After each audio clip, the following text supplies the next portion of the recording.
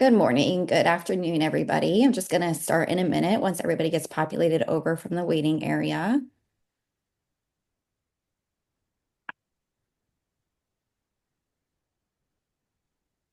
All right, looks like almost everybody's populated over.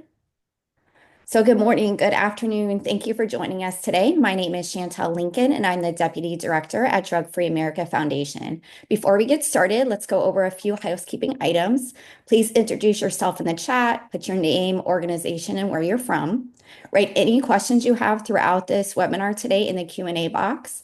The webinar will be recorded, and we'll send a link to it along with relevant resources shared and a certificate of attendance upon the completion. A survey will appear at the end of the webinar. We'd appreciate if you could please complete. Today's webinar, Amplifying Women's Voices Through Creative Expression, is supported by the Florida Department of Health and is part of our Marijuana and Pregnancy Educational Project. Today, this session marks the launch of an exciting new initiative we're doing, which is Photovoice, empowering mothers to build drug-free families. We first learned about Photovoice through our colleague Mulka and Dr. David Patton, who are presenters here today. Their work on a similar project in the UK has yielded incredible outcomes, and we were truly inspired about how it empowered women in recovery and really strengthened communities and built that recovery capital. So after connecting, we knew we had to bring this initiative into the US and help support and build that recovery capital for mothers and families and build that supportive community who are impacted by substance use. So we're currently recruiting mothers and mothers to be with lived experience of substance use, and that could mean they're in treatment, they're in recovery, they've been impacted by any way to participate in this project. And we'll go over the details at the end of this webinar, but we'll send a sign-up link. I have flyers that we can disseminate out to you. And our first virtual session with participants will be towards the end of the month on March 20th. And all of our sessions with participants will be held over Zoom. So with that, let's get started. Please join me in welcoming Mulka Nisic and Dr. David Patton. And let me go ahead and put their bios on the screen. So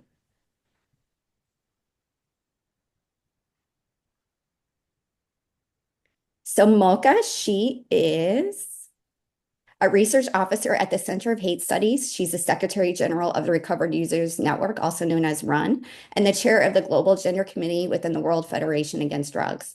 With decades of active engagement in drug policy and addiction recovery, she has contributed to the EU and UN debates within the Civil Society Forum on Drugs and the Vienna NGO Committee on Drugs, advocating for gender-sensitive approaches to drug-related issues. Mulka also serves on the Scientific Advisory Council of the International Society of Substance Use Professionals, also known as ISUP, and the Global Women's Network. Her current research examines the lived experience of individuals in recovery and gender-specific recovery pathways across 9 European countries, with a focus on recovery capital and the impact of stigma. Dr. David Patton is an associate professor in criminology at the University of Derby's Social, Cultural, and Legal Research Center. His work focuses on amplifying the voices of people in recovery and those with justice involvement, advocating for their experiences to drive meaningful social change. As the founder of New Central Media Publishing, he challenges traditional knowledge systems by championing lived experiences as equally valid to academic perspectives. A passionate advocate for epistemic equity and social justice, he seeks to co-create knowledge with marginalized communities to influence policy and practice. So welcome, Mulka and Dr. David Patton. Thank you so Hi, much. good to be here. Thank you. And thanks everybody for joining us today. We are really excited about this project and to kind of spread this really empowering and I would say a project that has really inspired me as a person and researcher throughout the years. And for me, this is really personal as well. I'm a family member, affected member of people in recovery, and I have lots and lots of family members and friends who are in recovery or still experiencing severe addiction. So I really am an advocate for women's rights, and I would like to for us to join forces and to make this project as inspiring in the US as it really was in the UK and other European countries.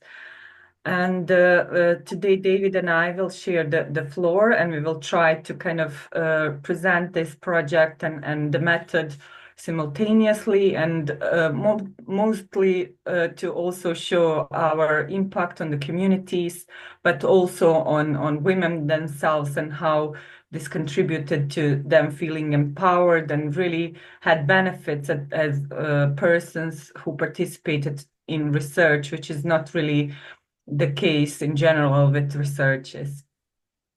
So I will share the presentation, and please do ask questions, and hopefully I'm showing the right screen. I'm not sure. I don't I don't see that you're sharing. I do Okay, not see your screen. let me see just. It's always a problem, I would say.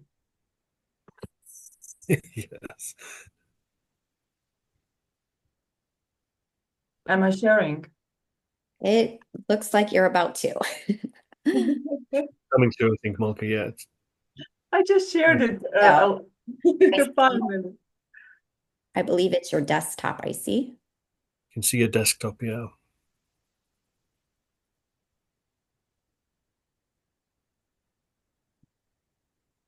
I'm Yeah. not sure which one I'm sharing, so I hope this is the right one. Yeah. It's showing the presentation now, but I think we're on a later slide, slide 21. It's showing. Okay. I think my technical experience is really challenging me. So let's see. I will try to do it again.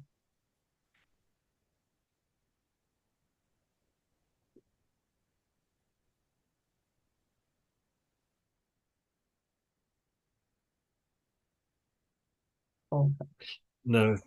it's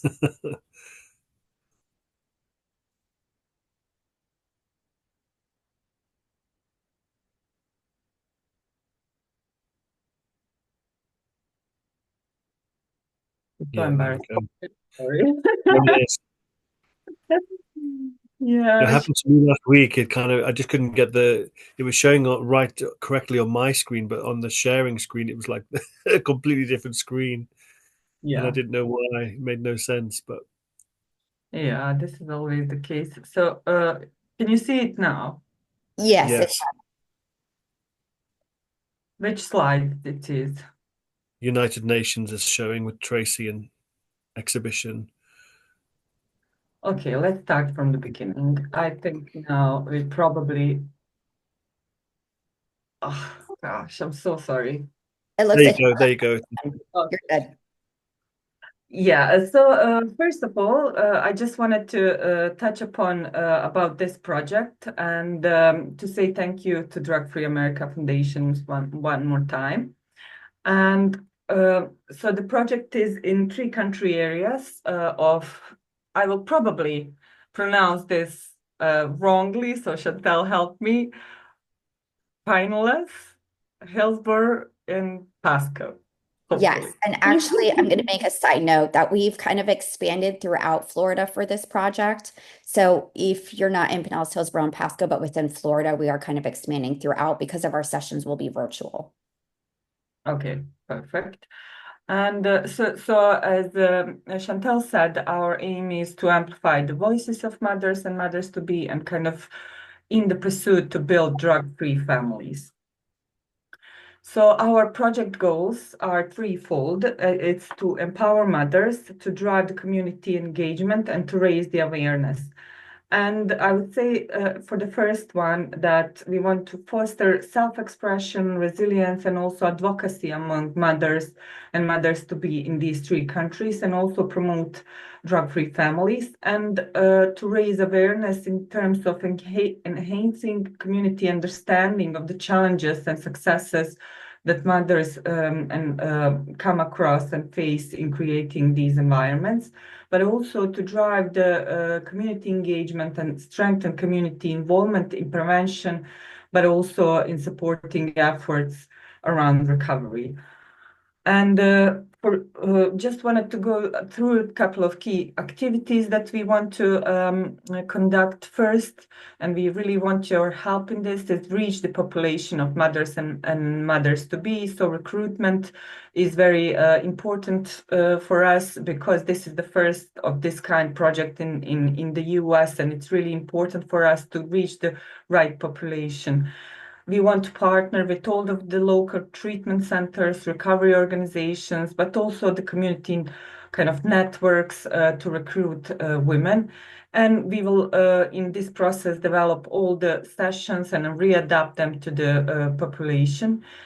And the second one is to create these photo stories and exhibitions, and deliver interactive workshops on photography, storytelling, and advocacy in this area. And the third one is a public exhibition and kind of dialogues within the communities. And we want to showcase the work of these of our participants in each of the counties, and host these sessions that will provide a platform for dialogue and engagement in the communities. So what is Photovoice? And I will let David take over from here and explain a little bit more about what the method is and how, and to start with our successes and outcomes of the project. Oh, thank you, Mulka.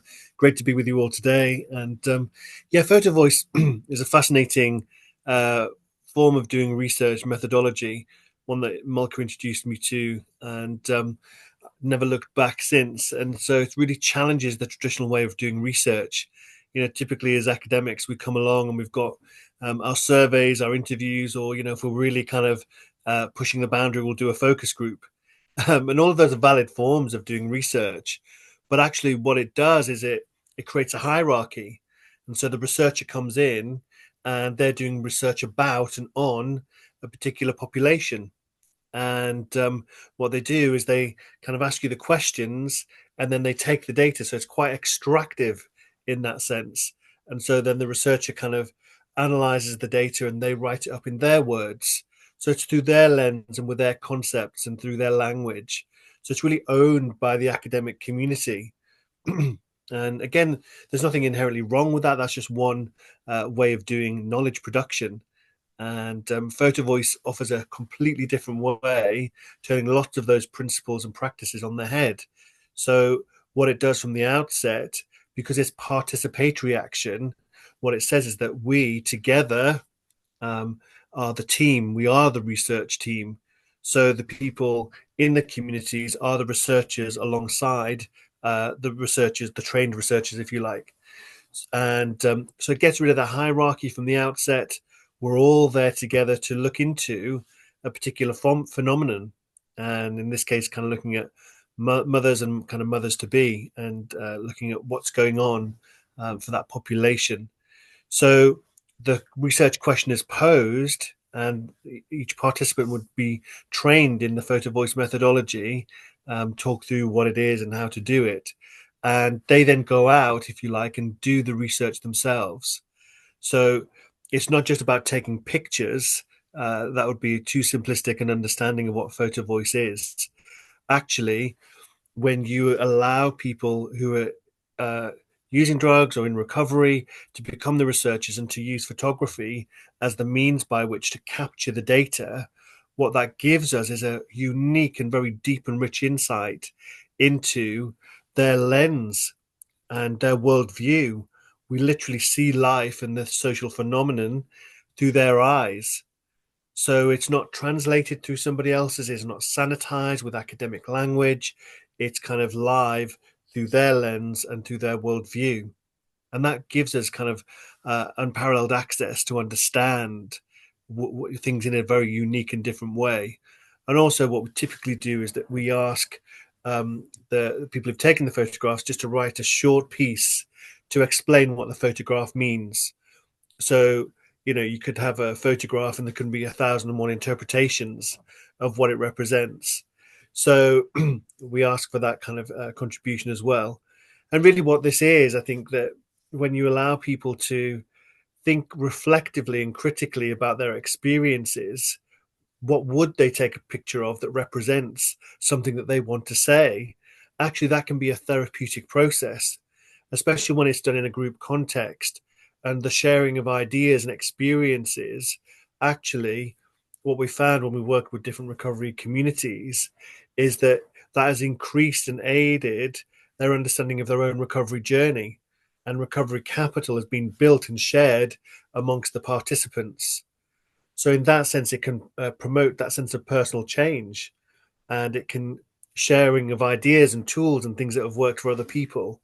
So we then use that kind of, I guess, combination and accumulation of capital for personal change, and then we seek to kind of ripple that outwards into the community through the public exhibitions and through the dissemination uh, mechanisms that we have to promote advocacy for this group, to kind of try and tackle stigma, raise awareness, promote dialogue, and to invite people into the worldview of the people who participated. And so that's why it's so powerful. It's visual, it's emotive, it's storytelling. So, who was the last person who was life was changed by a statistic? Probably nobody ever. And we keep kind of going back to, that statistics are hard evidence. They're the real data. They're the science, which is just nonsense, isn't it? Because we always go back to people in order to generate the numbers. We're talking with people.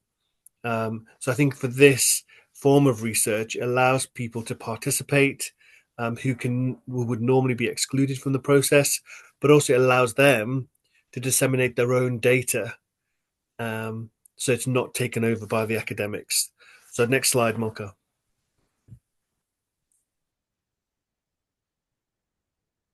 And so one thing on the back of Mulka's doctoral research in England and looking at kind of women's recovery pathways, and Mulka did a Photovoice project with a number of women in many different countries.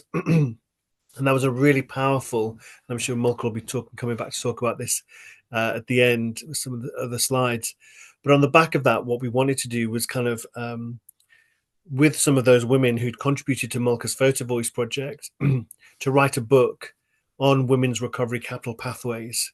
Because again, we wanted to promote this notion that there are many different forms of knowledge.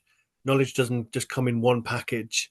And so we've produced this book that will be coming out next week in line with International kind of Women's Day and that celebration.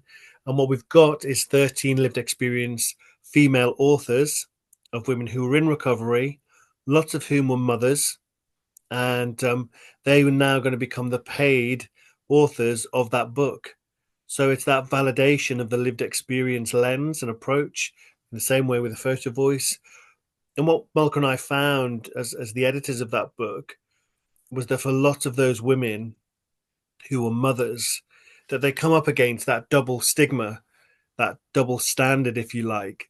So when you hit up against patriarchy, patriarchy says that the women should be the caring people, the nurturers, the home kind of makers, and that's their role. And so if you use drugs, you contravene that rule already. You've broken that. Because how can you be kind of caring and attentive to your husband and to your family if you've got this other pursuit going on? And we know, especially for those women in the book who were mothers who became pregnant during addiction, that when they were seeking help, the levels of stigma that they faced from professionals in the very services that they were trying to get the help from, who were designed, the services were there to support. Actually, what it did was cause more harm to the women and push them away from help seeking. And so, as you can see on the book cover, the women are now in a place in their recovery journey where they're happy to put their faces on the front cover of the book, their names as listed authors, that they celebrate their strength and resiliency, that despite the barriers they've faced, despite the stigma, that what comes together when you get women in recovery is that they cultivate facilitators. They overcome the barriers and the obstacles and the stigma because of their power, their resiliency, their tenacity, and the recovery capital that they generate when they're together. So that's just a little bit about the book that's coming out next week. Next slide, please. And then also, this all originated many years ago as well with a Photovoice project, which Mulka and I and Professor David Best kind of began in England.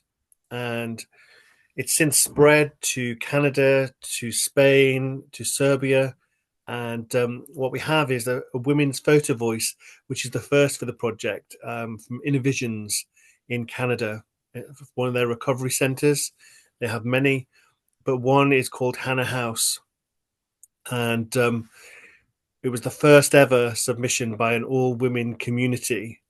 And again, what's fascinating is that the centrality of connection and family connections was highlighted in their Photovoice submissions, their data, but also in their write-ups. So you can see on the top right, there's a picture of Jocelyn.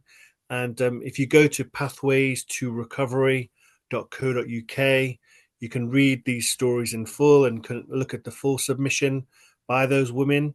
But her submission ends with how she is doing her recovery at 100% in order to fight for her son. And there's another submission on the bottom left by Jessica Watts, and she talks about the support of her family in helping her to recover. She's had a number of attempts at trying to do recovery, but she said for her, being a grandmother was a pivotal turning point. And she's so proud of the fact that for her grandchild, that they're not going to know Jessica in addiction, that they're only going to know the clean, healthy, happy version of Jessica. And that's such an important motivation for Jessica as she kind of navigates through her own recovery journey. And certainly found this through some of the published research that we've done when we look at a life course perspective of women, that actually there are kind of some pull factors and push factors in recovery. And I think oftentimes what is promoted is that, pain is that motivation tipping point for people to make a change. And that can be true. But what we found actually when we analyze interviews on a larger scale, what has more potency is something called pull factors that accelerate things that pull people forwards. And actually, what we found through the published work we've done is that it's that envisionment of being the mother that I always wanted to be that pulls that person from their dire life circumstances, facing those multiple and complex issues during addiction or in early stages and chaotic stages of recovery, that keeps them going forward. That actually they do that life assessment and they realize, I can no longer be in this domestic violence relationship. I can no longer be in this form of housing. I can no longer sustain this form of drug using. And so they make these radical changes and they cut off these old negative subcultural type relationships in order to create a better life for themselves, for their sons and daughters, and for their kind of wider family. So I'd encourage you to kind of take a look at all of the wonderful and brave women who've already submitted to that project as well. Thank you, David. We can now both talk a little bit about the outcomes, the other outcomes of the project, especially in the UK. So these are the photos from the exhibition in Sheffield, in a city in the UK. And women kind of got together and they talked about their photos and they shared their narratives. And this recovery cafe was packed with people from all kinds of sectors, policy, commissioners, people from the city, other kind of therapeutic communities and centers for recovery. So women were really proud of their achievements and they were celebrated. And this has happened on the 8th of March, International Women's Day. So, and everybody got some token of appreciation, and I got award that David gave me, so I was very proud of it. And I think this was really a great surprise for me to be given a award and a certificate of appreciation by these women. So this project really inspired them, and they felt like they were for the first time being appreciated to participate in these Mm. kind of projects on their personal stories and recovery stories. And we were able also to bring one of the women to the UN, and this really still has the ripple effect on her life. And she just informed me that she was, David, maybe you know better, that she was Oh, uh, yes. for award because of Uh, her United Nations participation. So she was yeah. speaking about her participation in the research and also mental health, and how she, for the first time, realized that she is a woman in recovery, that's not just a person in recovery, but also kind of discovered her feminine side in recovery, and kind of a knowledge that she has different needs than men. Mhm. So I'm not sure how this ended, David, maybe you know. Yeah, so I think she's still waiting to hear. So in England, kind of people are nominated for they're kind of like OBEs and CBEs by the King, as we have King Charles at the moment, and Tracy's been shortlisted and she's down to the final six.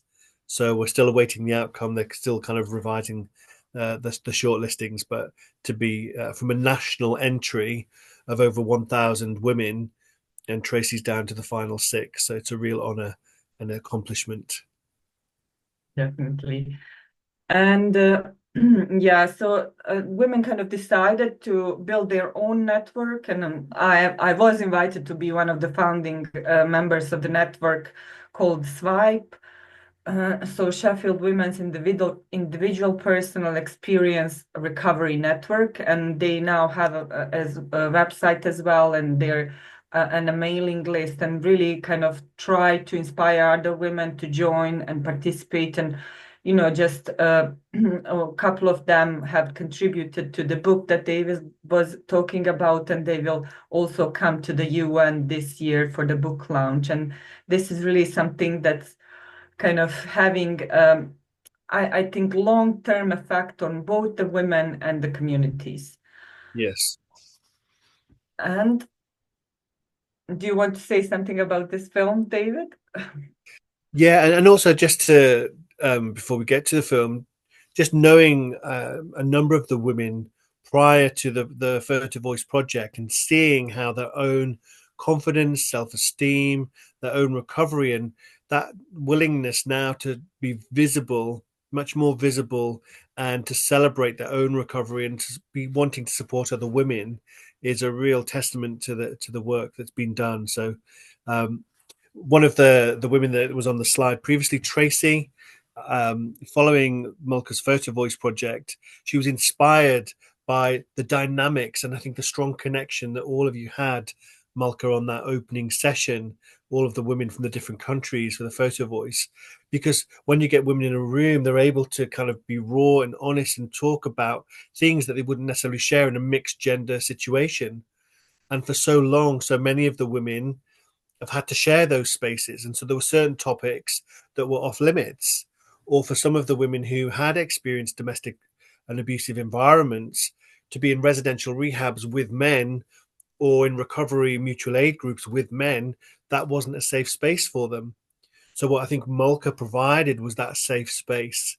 And I think for a lot of them, as Mulka was saying for Tracy and other women, realizing, oh, my gender does mean that my needs are different, and the strengths I have and the barriers I've faced are unique to being a woman, which are distinct to that of men. And so Tracy kind of penned a poem, and in the UK there's something called the Recovery Street Film Festival, which is a national kind of celebration of recovery, and it invites people from all across England and Wales to submit a video that showcases and celebrates recovery.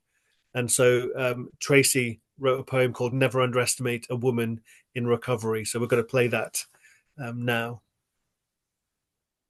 Want to your screen, Chantal, or Yep, I can do that now.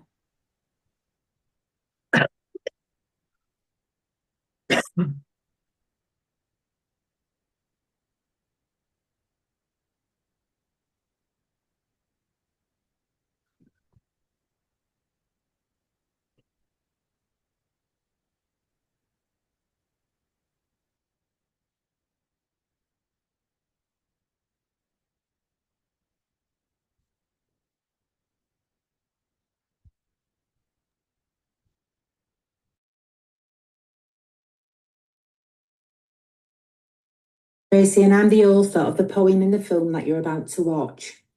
But before you do, I just wanted to say a few words. There's a backstory to this film. Back in 2023, a group of women from Sheffield participated in an international Photovoice research project led by Mulka Nisic, who is also the chair of the World Federation of Drugs Global Gender Committee. After being involved in the project, the women were fired up and decided to join forces and establish their own women's support network called SWIPE. The women jumped at the opportunity to create a film after hearing that the Recovery Street Film Festival were looking for submissions from women. As well as themselves, they also wanted to involve as many women as possible, either by participating in the filming or contributing to a montage at the end. Our call to action resonated widely, attracting women from across the UK, including Rotherham, Barnsley, Ireland, Dagenham, South Shields, Hemel Hempstead, and thanks to the World Federation Against Drugs, we also connected with women from Pakistan, the USA, and Argentina. Don't ever underestimate A Woman in Recovery is a short film created by women, for women, either in recovery or those who are sitting on the fence contemplating it. We hope you find this film as meaningful and impactful as we did in creating it. Just wanted to finish by saying a massive thank you to everybody who's been involved in this project.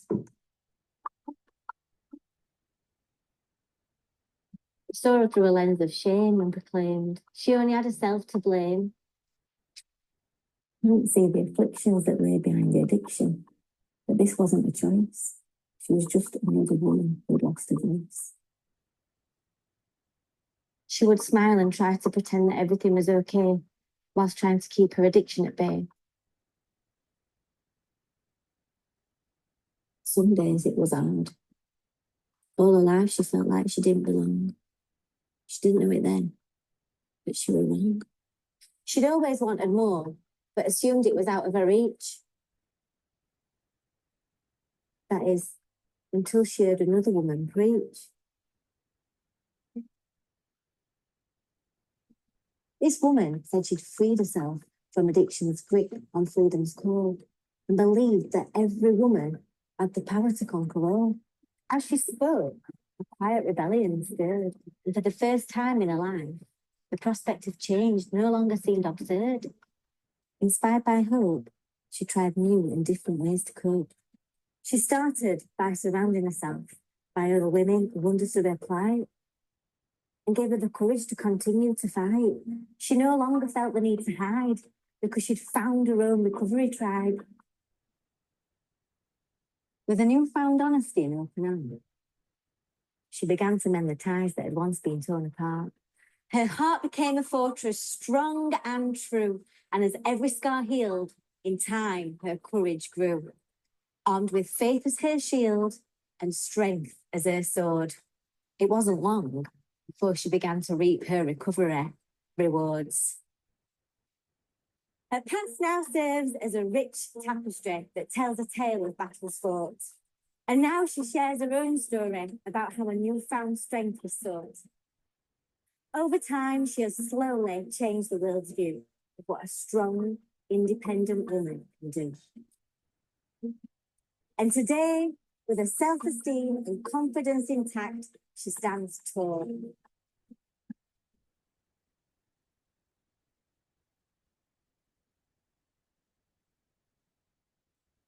Oh, that in recovery can come.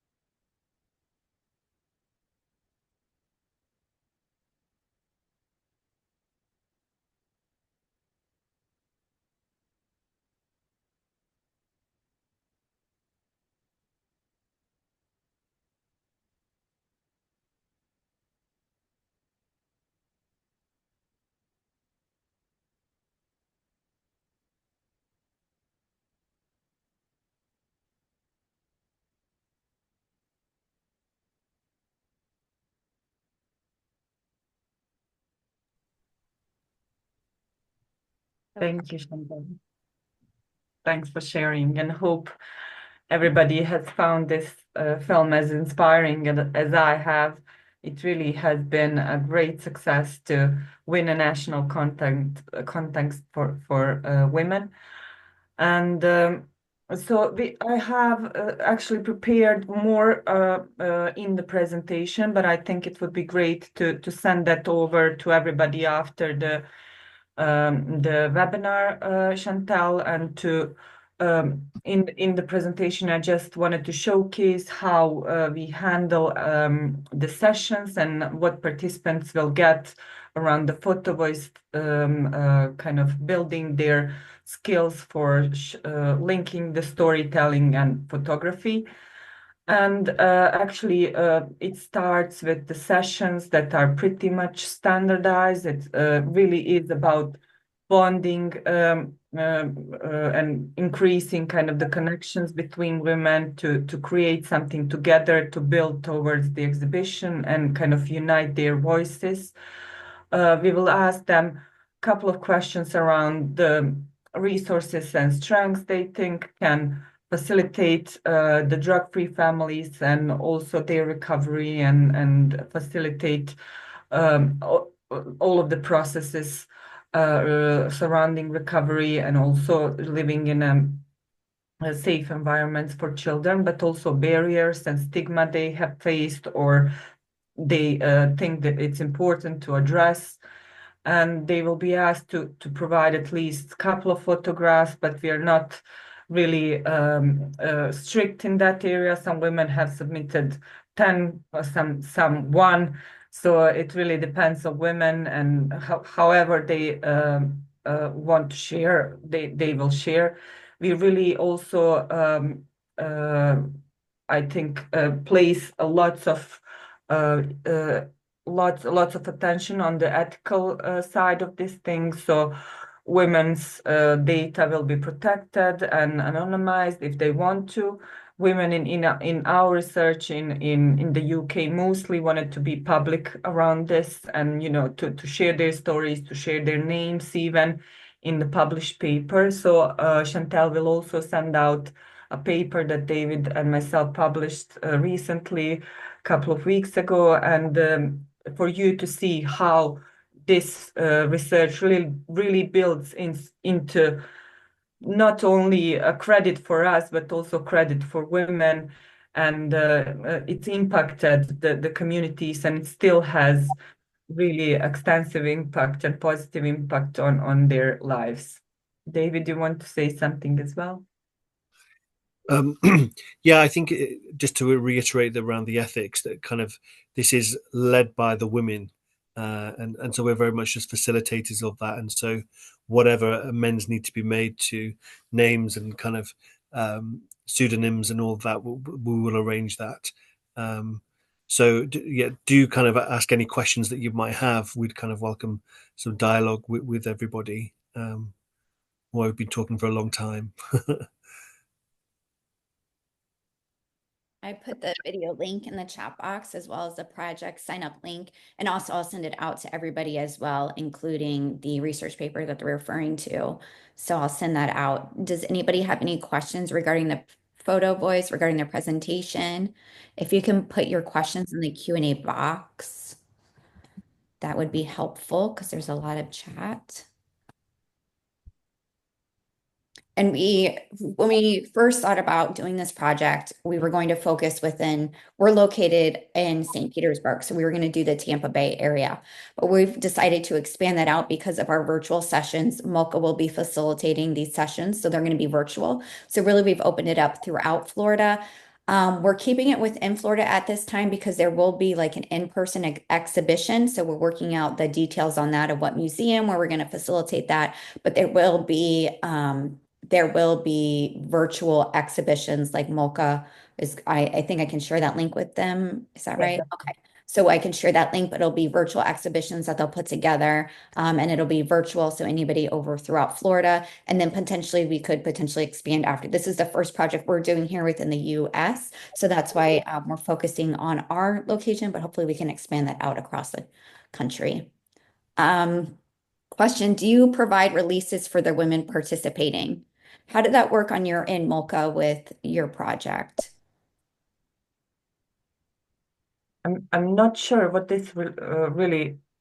Can you answer this? Yeah, what do you mean by release? You mean before we kind of publish the images and the writings? Is that what they mean?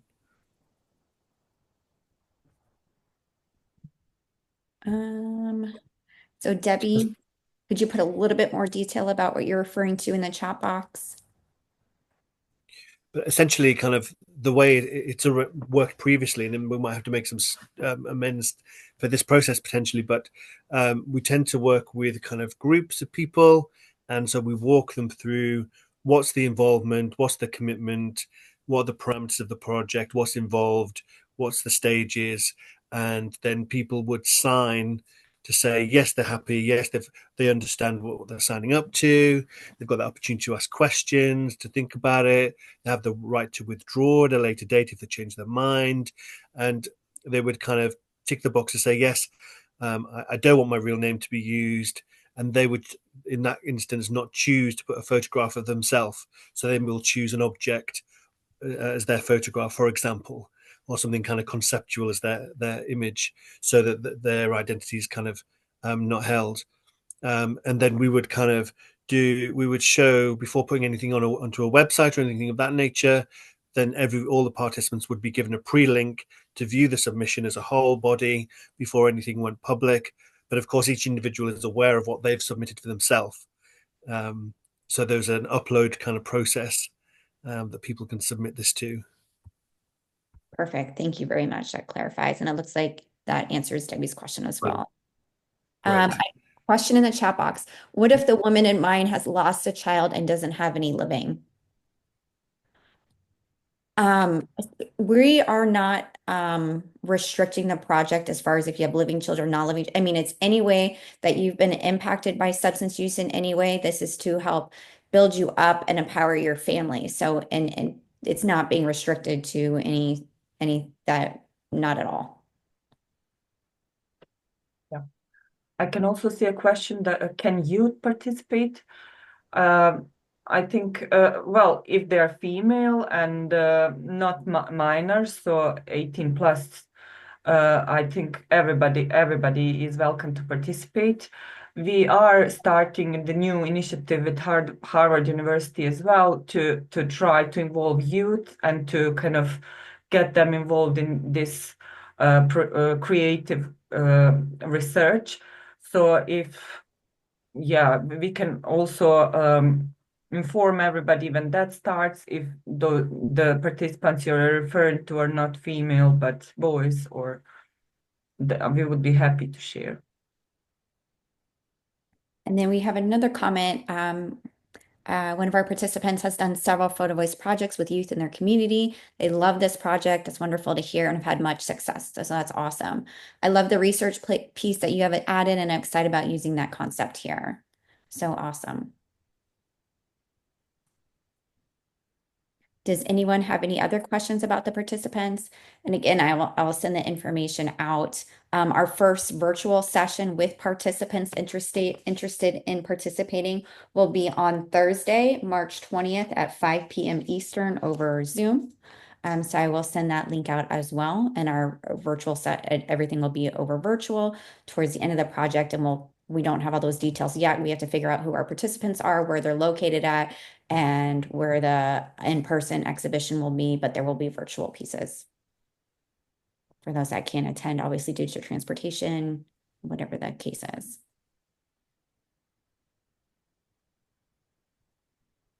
Perfect. Thank you so much.